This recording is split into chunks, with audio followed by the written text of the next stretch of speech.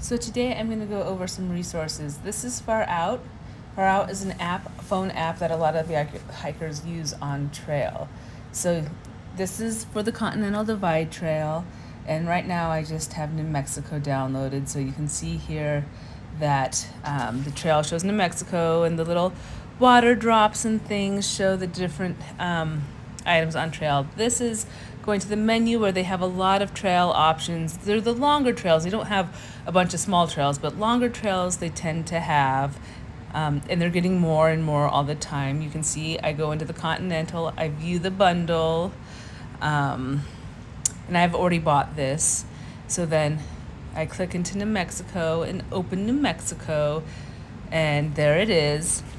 You have to download a background map to get the background map on there, and I'll show that in a second.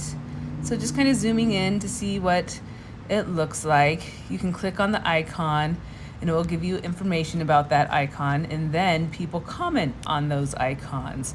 So they'll tell you if there's water or not there. Sometimes these are dry.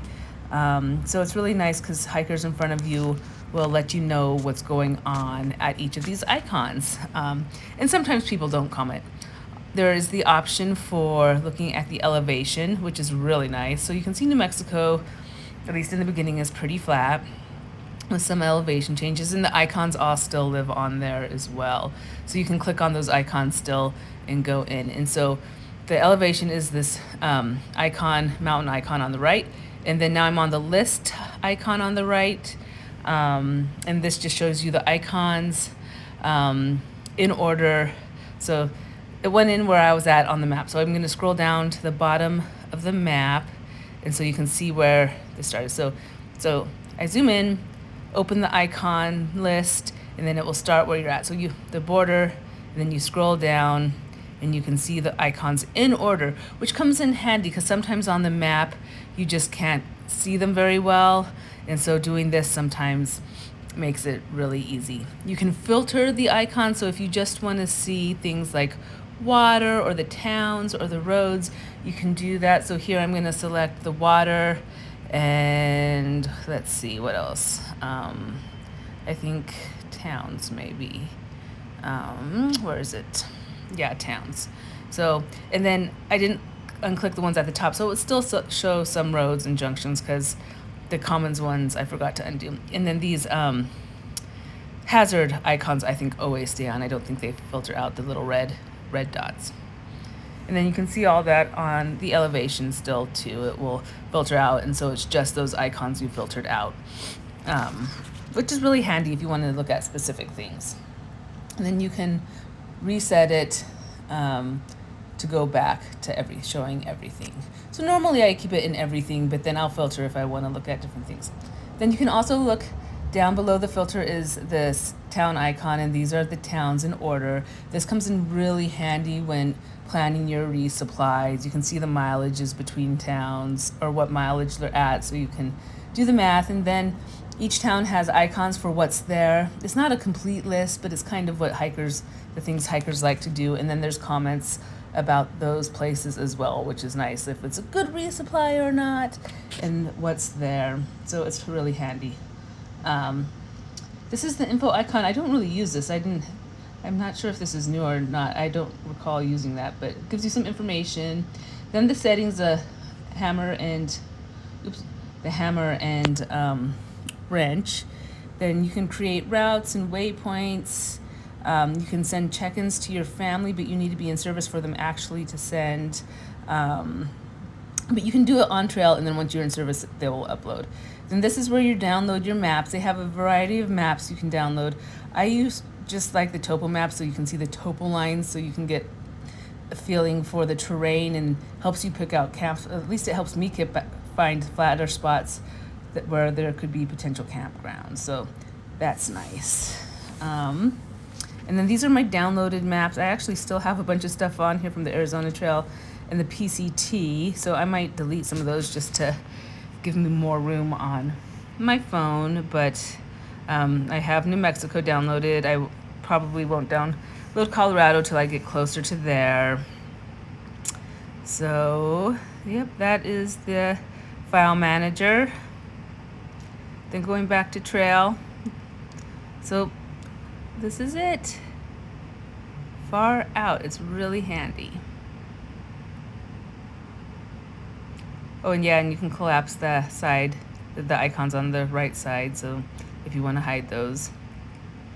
And one thing is when you download the maps, the downloaded maps only go for a small distance outside the trail. So if you want to see further out, you need to download another, use it like a Gaia or something. You don't need that unless you want to get off of trail, somewhere weird. So now going over to the Colorado Trail, or sorry, the Continental Divide Trail Coalition's website. This is a handy resource too. You go to the website and they have a whole bunch of information, history, resources, day hiking sections and things, through hiking resources, closures and notices, which comes in handy, and then booking your terminus shuttle, which is something important to do if you're not getting a ride there yourself. That shows events too if you want to look at events. You can go over to explore the trail and gateways communities. Gives you information about the gateways or the communities, which can help you resupply to get a little more information on the gateway communities and where to resupply. Exploring the trail. Let's see. Oh, my internet is going a little slow. So interactive maps, and then you can buy maps and whatnot. So this only works in service, but you can go in there and play on that interactive map. It also gives you a link to Far Out, which is the app I just showed you, and other map resources. Then there's the store, and you used to have to go through here to buy your shuttle, but now they must have just moved it because I was a little confused when I was scrolling through here and not finding it. But I did see it earlier on that main page. So, but you can buy paper maps, you can buy downloadable maps, you can buy hats and things, and buffs. So lots of stuff at the CDT store.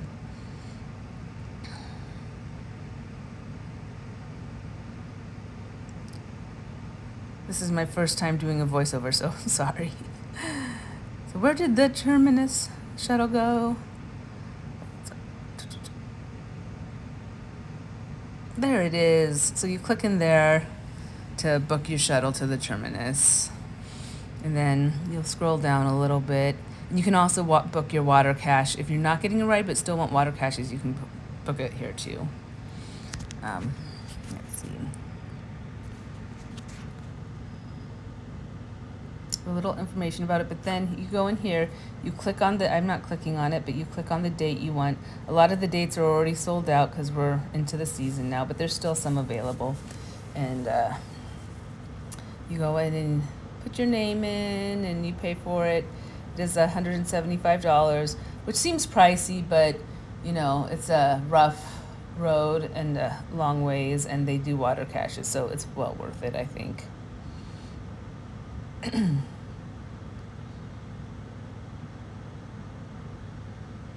Oh, and I take a screenshot of this here below. Hold on, let's see.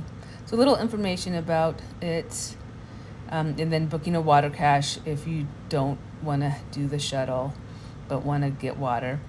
And then it shows you the locations of the caches. Excuse me. And so I'm going to take a screenshot of that so it's in my photo, so I have that information just in case I need it.